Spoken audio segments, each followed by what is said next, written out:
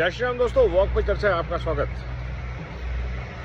कल बिहार के एक ओजस्वी तेजस्वी नेता ने हर परिवार को सरकारी नौकरी देने का वादा कर दिया। सरकारी नौकरी बिहार के हर परिवार को। शिक्षा का वादा नहीं किया, हेल्थ केयर का वादा नहीं किया, क्वालिटी ऑफ लाइफ को बेटर करने का वादा नहीं किया कि हम आपको सरकारी नौकरी दे देंगे। बिजनेस को बढ़ाने का वादा नहीं किया, व्यापार को सेफ बनाने का वादा नहीं किया, इंडस्ट्रीज लगाने का वादा नहीं किया, एक्सपोर्ट्स को बढ़ाने का वादा नहीं किया। हम आपको सरकारी नौकरी दे देंगे। और ये इस देश की सबसे बड़ी विडंबना है, ऐसे बड़बोले नेता। क्योंकि अब एक ने बोला है तो दूसरा बोलेगा हम परिवार के हर व्यक्ति को सरकारी नौकरी दे देंगे। क्यों? क्योंकि सरकार तो उनके बाप की है। इन लोगों ने इस देश का इतना बेड़ा गर्क किया है ये फ्रीबीज की राजनीति से कि फ्री में ये दे देंगे, फ्री में वो दे देंगे। रेवड़ी बांटने का जो कल्चर है कि जरूरतमंद को कुछ नहीं मिलता और जिसके पास ताकत है वो फ्री की सारी चीजें लेके बैठ जाता है। अब कौन लड़ने जाएगा जी मेरे परिवार को नौकरी मिली या नहीं मिली, उस पर तो लाठीचार्ज हो जाएगा। लेकिन क्योंकि पॉलिसी बनेगी, अगर ऐसे लोग जीतेंगे तो जो इनके यार रिश्तेदार हैं वो इस स्कीम का फायदा उठाएंगे, अपने बच्चों के लिए सरकारी नौकरियां, अपने लिए सरकारी फायदे ले जाएंगे और देश को लूटने का नया गेम चालू हो जाएगा। और ऐसा ये इकलौता राज्य नहीं है जो कर रहा है। ये जो पॉलिसी है कि लोगों को किसी तरह से किसी का कोई तरह का फायदा दिया जाए, रिजर्वेशन की पॉलिसी देख लीजिए, क्या जिनके लिए बनी थी उन तक पहुंच रही है? सिंपल सा सवाल है। कैसे एक आईएएस का बेटा रिजर्वेशन लेके आईएएस बन रहा है? कैसे एक जज का बेटा रिजर्वेशन लेके जज बन रहा है? भाई रिजर्वेशन होनी चाहिए एजुकेशन तक के लिए। आप एजुकेशन में सारी सुविधाएं दो, बढ़िया उनको सर्विसेज दो, कोचिंग दो, इंसेंटिव दो, स्कॉलरशिप दो। लेकिन जब नौकरी की बात आए तो वहां तो बराबरी हो। चलिए आपने रिजर्वेशन से नौकरी दे भी दी, प्रमोशन भी रिजर्वेशन से होगा, वहां भी मेरिट नहीं है।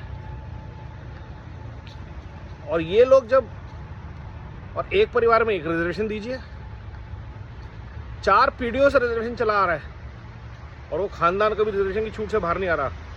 करोड़पति आदमी, लेकिन रिजर्वेशन चाहिए।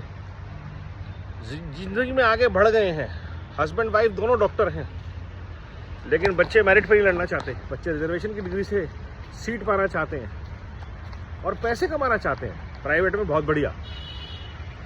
बाप भी और माँ भी महीने के 25-30 लाख रुपए मिलकर कमा रहे हैं, लेकिन बच्चे रिजर्वेशन के कोटे से मेडिकल सीट लेंगे, इंजीनियरिंग सीट लेंगे। तो जिन बच्चों को जरूरत है, जिन गरीब को, पिछड़ों को, दलितों को आगे आने की जरूरत है, उन तक कभी ये स्कीम पहुंचती नहीं है और ऐसी ही स्कीमें अनाउंस होती हैं।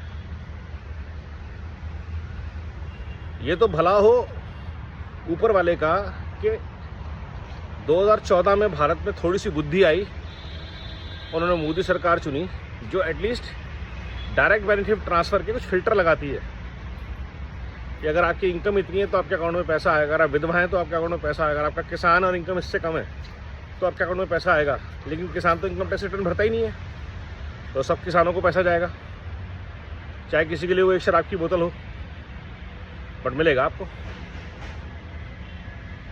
शायद 600 रुपये महीना। एक बार की पार्टी तो हो ही जाती है अमीर किसानों की। तो गरीबों को भला हो रहा है, लेकिन कब तक ये देश ऐसे फ्रीबीज पे चलेगा? महिलाओं के लिए योजना आई, लाडली बहना, किसी ने मामा भांजा योजना लॉन्च करने की बात कर दी। भाई सारी लाडली बहनें तो नहीं हो सकती ना। और मेट्रो जैसी कॉमन फैसिलिटी सबके लिए फ्री क्यों ना हो? पब्लिक सब बसेस सबके लिए फ्री क्यों ना हो? इस देश से अगर आपको पॉल्यूशन हटाना है तो पब्लिक इंफ्रास्ट्रक्चर बनाइए। और पब्लिक इंफ्रास्ट्रक्चर तो सरकार देश वैसे भी भारत के टैक्स पेयर के पैसे से ही चल रहा है, उसको प्रॉफिटेबल बनाने का क्या लफड़ा है? बढ़िया सर्विसेज रन कीजिए। जब आप करोड़ों रुपया लोगों को फ्री में बांट सकते हैं तो पब्लिक सर्विसेज क्यों नहीं फ्री में रन हो सकती? जैसे एजुकेशन है, हेल्थ केयर है, और बढ़िया बनाई है, वर्ल्ड क्लास बनाई है, जैसे मेट्रो बनाई है, एयरपोर्ट्स बनाई है, रेलवेज बनाई है। तो जब तक देश का पैसा फ्री में लोगों के हाथ में आने की बजाय या तो उनसे आप कुछ काम लीजिए, उनके सेल्फ हेल्प ग्रुप बनाइए, पैसा दीजिए, उनको एंटरप्रेन्योरशिप की तरफ पुश कीजिए, सरकार उनका माल प्रोक्योर करे, जैसे किसानों का गेहूं करती है, सरकार को ऐसे सेल्फ हेल्प ग्रुप से भी माल प्रोक्योर करना चाहिए जेम्स के थ्रू, एंटरप्रेन्योरशिप को बढ़ावा दे हर घर। और सरकारी नौकरी का मोह कब तक रहेगा? क्यों खत्म नहीं होता? क्योंकि इंसेंटिव बहुत लॉपसाइडेड है। जिंदगी भर आपको काम नहीं करना, बैठ के खाना है, दहेज अच्छा मिलेगा, पेंशन आएगी, फ्री की एजुकेशन, फ्री का हेल्थ केयर जिंदगी भर के लिए। तो ये सारी सुविधाएं सरकार अगर हर इनकम टैक्स पेई को देना शुरू कर दे, हर पढ़े लिखे युवा को देना शुरू कर दे, हर प्रोफेशनल को देना शुरू कर दे, जब वो नौकरी में हो चाहे ना हो, उसके परिवार को देना शुरू कर दे, तो समस्या खत्म। बट सरकार ऐसा करेगी नहीं। और इन सब बातों पर ही विचार होना चाहिए कि पॉलिसी लेवल पे हम कहाँ गलत जा रहे हैं, और ये विचार आज करना ज़रूरी है। और इसलिए मैंने बार बार बोला हूँ, reservation led corruption, population led corruption, corruption is the base, और ये सारी चीज़ें इस करप्शन को पावर देती है। विचार कीजिए, साझा कीजिए। नमो भारत, वंदे मातरम, जय हिंद।